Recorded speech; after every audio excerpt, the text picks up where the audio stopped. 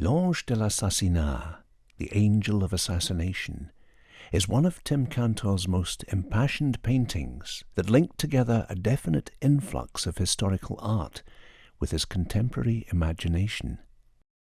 Inspired by Jacques-Louis David's late 18th century painting La Mort de Marat, the Death of Marat, Tim expanded on the same daunting story of David's unsettling composition. The depth, deftness and drama impelled the aged painting into becoming one of Tim's very favourite neoclassical works, which lured him to study its lifeblood ever more. What Tim determined was that David elected to focus his painting on the prey, representing Marat as the graceful victim, peaceful, placid, and perhaps heroic. However, as Tim pried more deeply, his query revealed that there are two sides to every tale, and David's rendition, which was famously described as an awful, beautiful lie, was exactly that. Born in 1743, Jean-Paul Marat became a journalist during the French Revolution. Through the influence of his writings, he found himself a leader and part of a radically violent faction of politics. He grew to be one of the most persuasive voices during the war, as his published disquisitions often inspired rage and bloody confrontation. In relation to the artist Jacques-Louis David, he was not only the premier painter of France, but a prominent member of the same party as Marat. Thus, David's painting was indeed depicting the assassination of a synonymous colleague, perhaps even a friend. Understandably, his portrayal can be rationally looked at as a skewed vision, inclined to illustrate Marat in a beautified commemoration.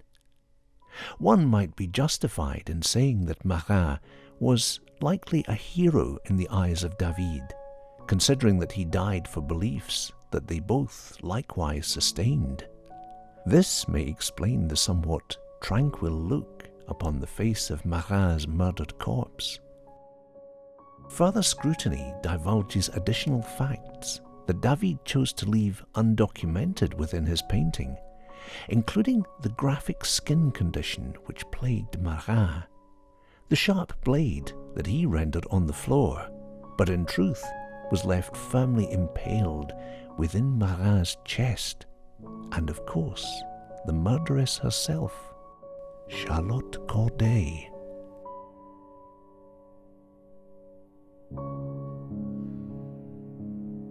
Charlotte Corday, 23 years old and the kindred of minor aristocracy, began to quietly sympathize with the more moderate side of politics that opposed Marat's approach to the French Revolution.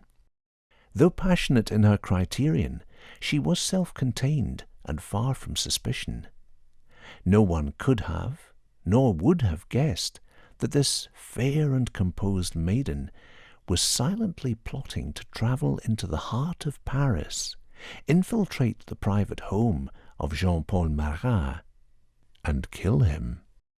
But that is precisely what she would do. On 13th July 1793, Charlotte Corday went to the front door of Marat's home, holding a note that declared she had knowledge of a secret uprising. False, of course, but her harmless appearance inspired credibility, and so she was welcomed in. Directed upstairs, Marat greeted her alone as she began speaking mock names of the opposition that required capture. Marat eagerly wrote down these given names as he sat confined in his bath. A small tub was where Marat spent all of his hours, due to the soothing effect it had on his disfiguring skin affliction, of which there was no cure in 18th century France. If only Charlotte Corday could have known that the man she was about to kill would have died regardless, by the hand of God, within weeks. But she did not. And so we have history, great paintings, and everlasting intrigue, as she thrust her hidden knife into his chest, piercing through his left lung and into his heart. Marat shrieked out one last cry for help as his liquid life hastily spilled from the wound. Charlotte Corday stood silent over the bloodbath of Marat's punctured carcass, devoid of emotion, and awaited her fate.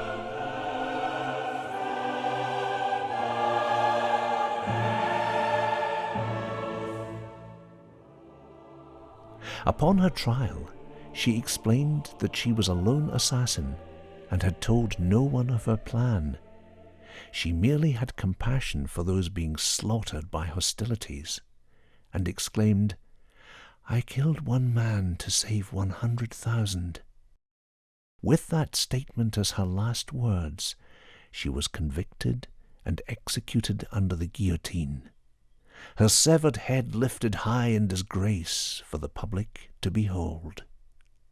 Thus it is that we have David's The Death of Marat, painted months after this story took place, and used as propaganda to portray Marat as a great man while the revolution was still in effect. An awful, beautiful lie.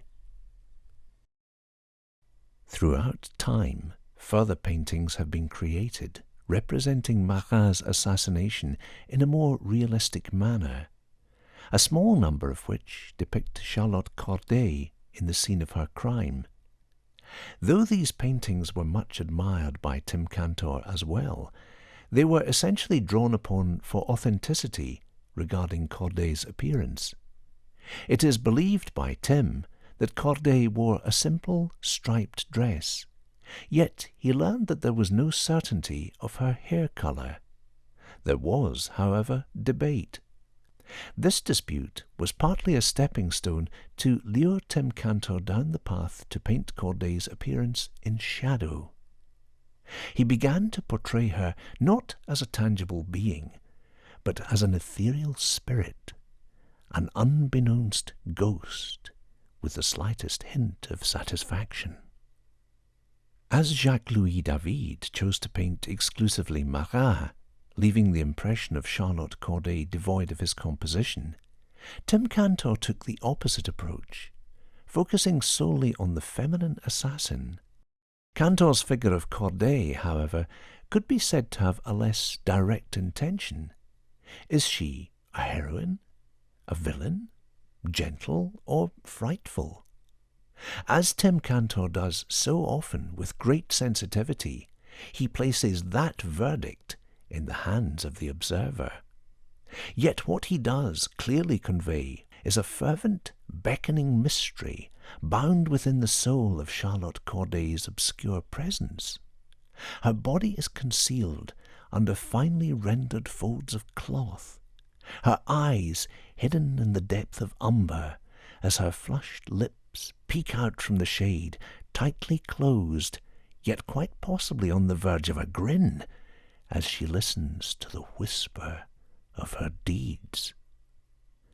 Her deeds, the blade of Corday's deeds, thus floats above her head, not in the form of the kitchen knife as reality tells, but painted as a treasure, perhaps the treasure of her bravery. This, much like David's embellishments, may be the foremost insight that tells us where the artist stands on this debatable story.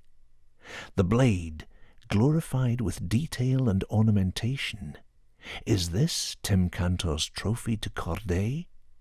Is this garnished weapon enough for us to reach a resolution to the artist's opinion? Is Corday's painted expression, her soft look of contentment, Tim Cantor's cast of approval? Regarding the note that hangs loosely amid the rested fingertips of Corday's ghostly hand, we meet the key that overtly ties Tim Cantor's inspiration to Jacques-Louis David's The Death of Marat. The note is so intimately replicated openly from David's painting that we even distinguish the same delicate stains of bloodied fingerprints. The final words on this note read, Il suffit que je sois bien malheureuse pour avoir droit à votre bienveillance. These words so eerily float through time, from Corday to Marat, from Tim Cantor to Jacques-Louis David. As Corday used these words to enter the home of Marat, Tim Cantor used these words as a call for inspiration from a legendary composition which he adored, and thus his request was met.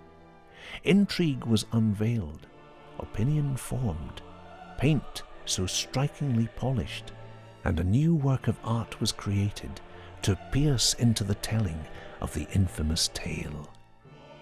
In this instance, it is Charlotte Corday, oil on panel, l'Angel of Assassination, who haunts through the shell of centuries past and centuries to come.